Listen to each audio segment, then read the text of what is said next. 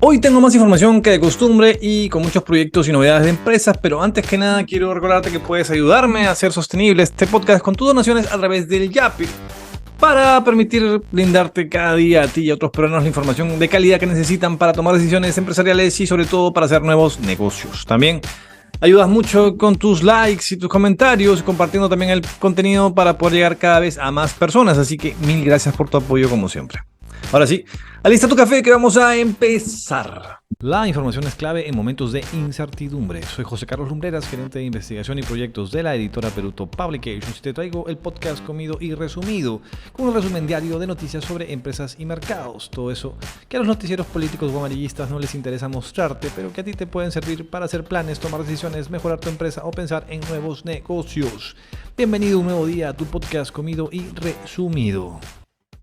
Empezamos la semana gobernados por una presidenta que solo tiene 15% de aprobación y un Congreso que solo tiene 6% de aprobación. O sea, básicamente sus familiares y sus amigos. Se podría decir que solamente 1 de cada 10 peruanos apoya este Congreso despilfarrador, pero es que ni siquiera eso, sería como que medio peruano más o menos lo apoya, de 10. Y no es la verdad que la prensa está en contra de ellos y que de repente 94% de los peruanos están manipulados por la izquierda. No. Hablamos de gente que en medio de una crisis enorme, los congresistas se ponen a comer como ricos en un país con hambre y a condecorar a personas sin sentido, como por ejemplo a Vania Thaís. Sin sentido de la realidad, quizás tiene más de sentido decirlo así. Pero bueno, a sus ayayeros, ¿no? Y luego se están quejando de que pobrecitos, que no los dejan gobernar, que les hacen comer alfalfa, tonterías como esas. Pero bueno, por suerte no todo es política.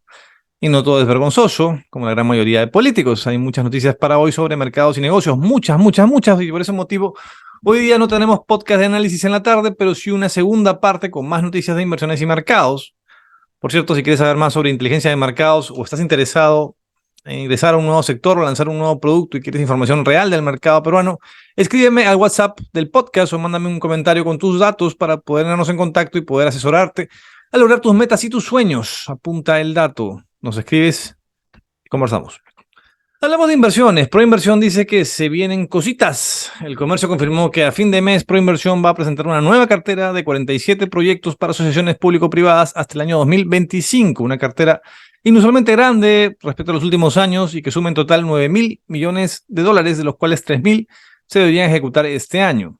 Dicho esto, no todos estos proyectos son nuevos. Varios vienen de carteras atrasadas, pasadas, que no se ejecutaron. Por ejemplo, el año pasado la cartera de Proinversión contaba con 30 proyectos por 7.700 millones de dólares, en los cuales solamente se llegaron a adjudicar 3 proyectos el año pasado por 79 millones de dólares, o sea, nada. Los 2 años anteriores, el 2021 y 2020, solamente se adjudicó un proyecto por año. Esta nueva cartera para el 2023 y 2020, hasta el 2025 ya comenzó a ejecutarse con la adjudicación de 2 proyectos el pasado mes de enero por 73 millones de dólares referidos a líneas de transmisión eléctrica. 2 proyectos que, hay que decir, venían heredados de la cartera del programa 2022.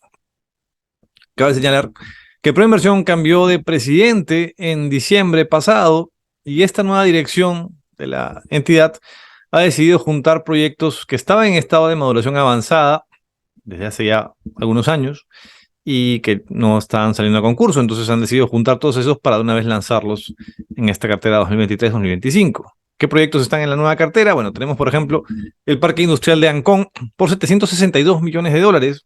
También las obras de cabecera para incrementar la disponibilidad de agua potable en Lima por 480 millones de dólares.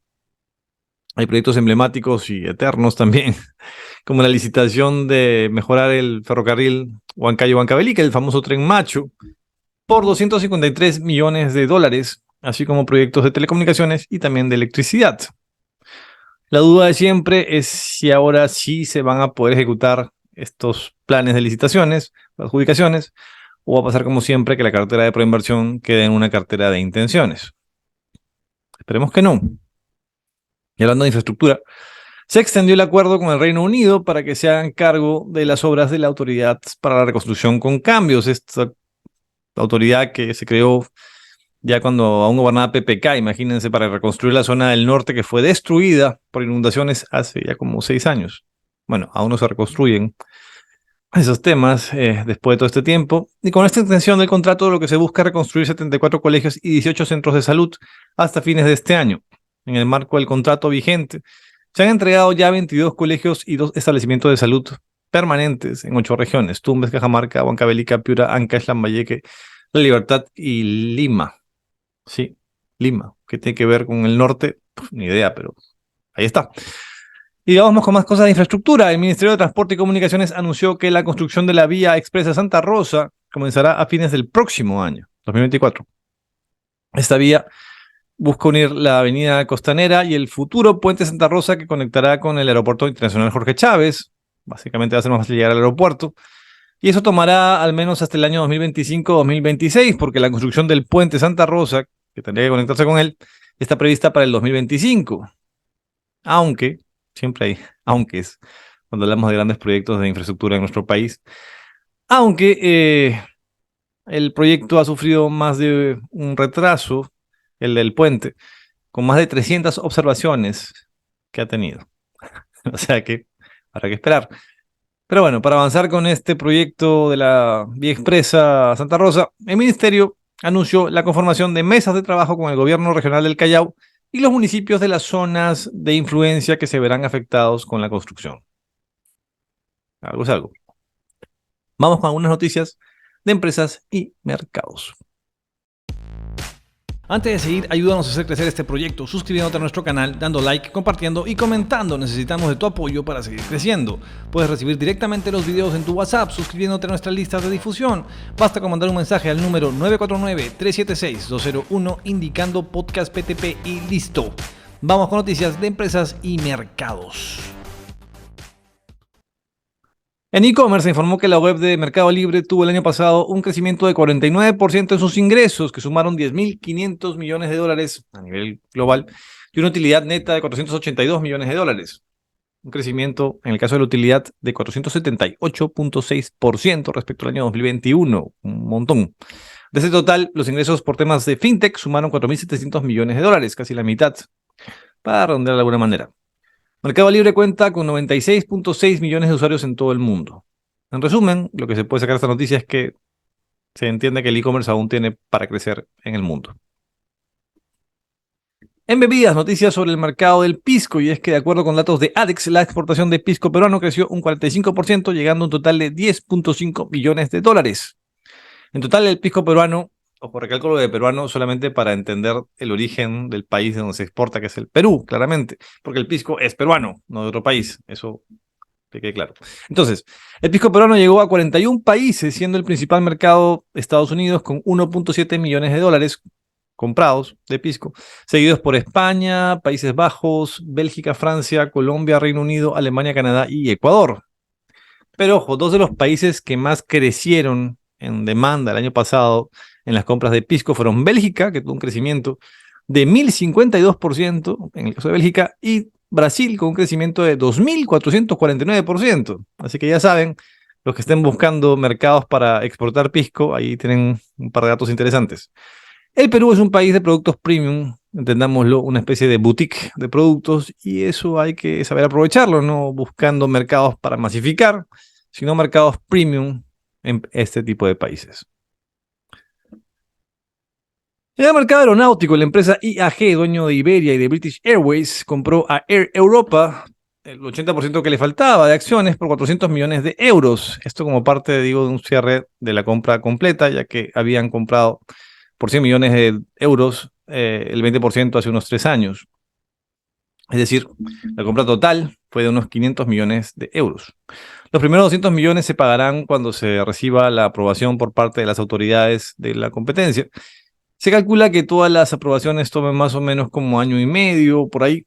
Y bueno, la fusión afectará sin duda a vuelos que unen Madrid con Estados Unidos o Latinoamérica, pues Iberia y Air Europa compiten en ese mercado, en el latinoamericano, permitiendo además a España competir de igual a igual con otros hubs de conexiones europeos, así que se vienen mejoras por ese lado.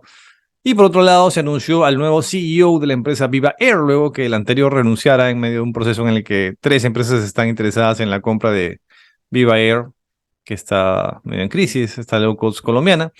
luego de una fallida compra por parte de Avianca. El nuevo CEO se llama Francisco Lalinde, me parece, y la empresa está en graves problemas financieros, hay que decirlo, que la han obligado esta semana pasada a dejar en tierra 5 aviones Airbus A320. O sea, no pudieron partir porque no tienen plata.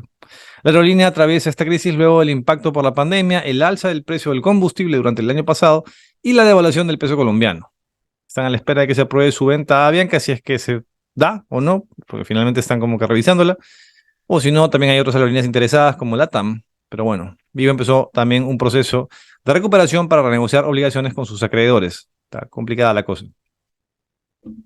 Ya que estamos en temas relacionados a turismo, cerramos la edición matutina del día de hoy hablando del mercado de turismo con un par de buenas noticias. Una es que se calcula que el último carnaval de Cajamarca, que se viralizó en redes por la cantidad masiva de gente que hubo, bueno, Mincetur señala que los artesanos en Cajamarca lograron vender más de 100.000 soles en esos días gracias a este evento. Una gran noticia y que dejen claro que las cosas podrían estar mejor si es que sabemos articular bien las piezas y negociar para que el país pueda seguir adelante. Bonito suena. Por otro lado, para evitar que la llegada de turistas a Cusco en Semana Santa sea muy baja, o en todo caso para menguar la baja turística que se espera en Semana Santa en Cusco por todas las protestas que están habiendo, los empresarios turísticos relacionados a la Cámara de Turismo de Cusco han anunciado que quieren adelantar las celebraciones del Inti Raymi a mayo. Esto sucede normalmente en junio, bueno, quieren adelantarlo desde mayo y esperan lanzar la fiesta a nivel internacional, principalmente a Estados Unidos. Los empresarios también están abogando para que se pueda cambiar el sistema de venta de tickets a Machu Picchu para lograr más público y más ventas. A ver qué les dicen. Vamos a las cotizaciones para el día de hoy. El dólar empieza la semana en 3.823 soles, el euro cayó a 4 soles con 35 milésimas. El Bitcoin estaba en $23.563 al cierre de esta edición. En el mercado bursátil cerró la semana pasada el índice general en 0.29% positivo y el selectivo en menos 0.29%, o sea, en negativo. En el mercado de commodities, el cobre arranca el lunes en 4.55 milésimas de dólar por libra, el oro está en $1.811.9 por onza, la plata en $20.74 por onza y el petróleo está en $83.25 por barril. Terminamos este primer resumen para hoy, pero hay muchas más noticias en unas horitas en la parte 2, así que like para la parte 2.